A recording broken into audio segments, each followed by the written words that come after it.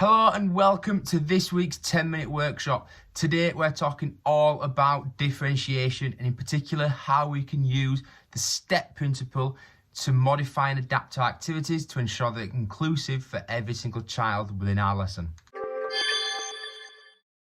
But why do we need to differentiate within our PE lessons? Well, the likelihood of all children being at the same level is just unrealistic. So you're going to have children who are finding your lesson too easy. You're going to have children who are finding your lesson too hard. And you're also going to have them children who are in the middle who actually, this lesson is good for me. I'm well engaged. This is a good enough challenge for me. So what we need to do is, it's unrealistic for us to deliver 3 different lessons. That's just not going to happen within a PE setting. So what we need to do is we need to be able to quickly change and adapt activities to help meet the needs of individuals or small groups of children. And in my opinion, the easiest way of doing this is using the STEP principle. So the STEP principle allows us to modify activities depending on the needs of the individual children.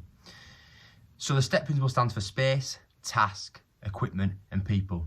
And what we're going to do today is talk about each of the different areas of the STEP principle and also how we can use them within our PE lessons. So the first stage of the STEP principle is to change the space. Now, a number of different ways you can change the space. You can make the space bigger, you can make the space smaller, you can make it narrower, you could make it wider. Depending on the topic and depending on your outcomes of that particular lesson will depend on how you might adapt the space.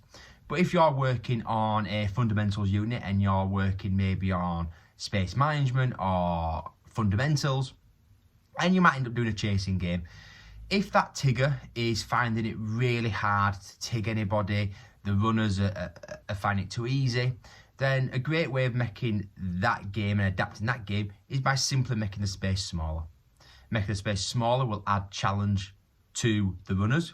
They're going to have to show their agility. Whereas the Tigger is going to find more success because it's a smaller area.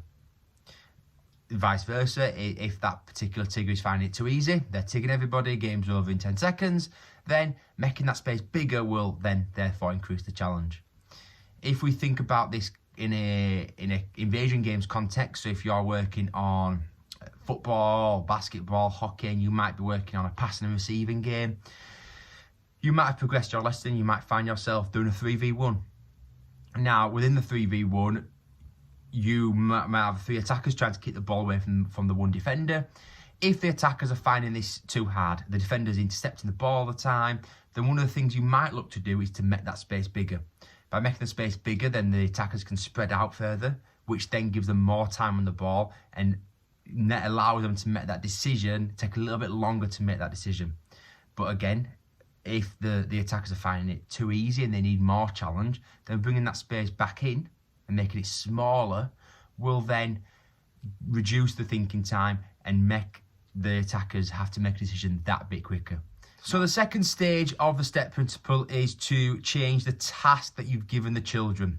By changing the task, can you make it easy, can you make it harder, depending on the need of the individual or the small groups of children. So the first way you could do this is thinking about time. Can you increase or decrease the time to make it easier or harder? So thinking along the lines of a team building unit, if you've given the group, the class, 60 seconds to complete an activity, could you give the groups that are actually finding it quite easy, okay, you've got 45 seconds to complete the same activity. Or the groups that need a little bit extra time, okay, you've got 90 seconds to complete this activity. It allows everyone to complete the same activity at their own level. Now, another way you can adapt the task is to think about the rules. Can you change the rules that you've given the group? So if you're doing a throwing and catching unit and a simple activity where children are tasked with throwing and catching a ball, okay, if you're finding that too hard, can you let the ball bounce once and catch it? Similarly, if you find it too easy, can you throw and catch with one hand or encourage the use of the non-dominant hand? Or take it one step further, and can 2 children who found it quite easy, can you partner up and you're going to throw and catch together? Now, another way you could change a task is by incorporating challenges into the activity. So within a net and wall unit, I do this all the time, is challenge 1, if we're working on racket skills, challenge 1 is to balance the ball on your racket. Challenge 2 is to bounce the ball on the racket and walk around. And challenge 3 is to flip the ball in the air and catch it with one hand. 3 examples that you could use. And that allows children to find the task and the activity that best suits their current ability and allows them to progress at their own pace. So stage 3 of the STEP principle is to think about the equipment we're using. Can the equipment we allow children to use make the task easier or harder? Now, there's a couple of different examples of this, but the easiest way to think about this is within a gymnastics context. If you're working on balances, then chances are you'll start on the floor, you'll start on the mats. What you can do is within the same lesson is progress that into using benches, into using beams, and use the height of the equipment as the progression. So as you get higher, it gets harder. And allow children to choose their own, if required, so they can work at the level that best suits them. Another example of using equipment to differentiate would be within a Key Stage 1 unit. If you're doing throwing and catching, you might start by throwing and catching with a beanbag. Now, if a child's finding that really easy, then they can progress to a sponge ball, a tennis ball, or a larger sized ball.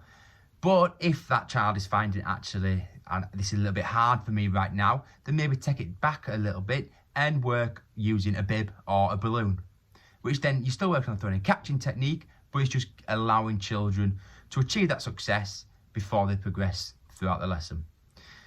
Now, the final example we're going to go through using equipment would be to allow children to take a bit more ownership of their lessons. So I do this quite a lot when I'm working with Key Stage 1, and I might be doing a target throwing lesson. I give children a collection of equipment: shuttlecocks, beanbags, tennis balls, bibs, and children can choose whatever equipment they like to complete the task at hand. Now, it might be that they choose a tennis ball. Actually, that's a little bit too hard for me right now, so I'm going to go and I'm going to choose a beanbag. But it allows children to take a bit of ownership of their own learning, but also experiment with different pieces of equipment. The final stage of the STEP principle is to think about the people, i.e. the children. What can we do and how can we group the children to increase or decrease the challenge? Now, if you're in a team games unit and you might be playing a 4v4, small-sided game, and one team is particularly dominant, then instead of playing a 4v4, you might choose to play a 5v5. So taking one of the players from the dominant side and put them on the other side. Then with the team with 5 has now got an extra player, should find it a little bit easier, whereas the team that has now got 3 has now got an increased level of challenge. So that is a whistle-stop tour of the STEP principle and how we can use it within our lessons. I hope you've enjoyed it, and I hope importantly, you've learned something new. This is going to be a weekly show, so please check back next week. However, in the meantime, do head over to our website. We've got a magazine which offers free advice, support and guidance that is written by a team of industry experts. And by creating a free account on Healthy Futures, you will also access hundreds of activity cards and lesson plans ready for you to use in your lessons. I hope you've enjoyed the episode. Have a great week, and I'll speak to you next week.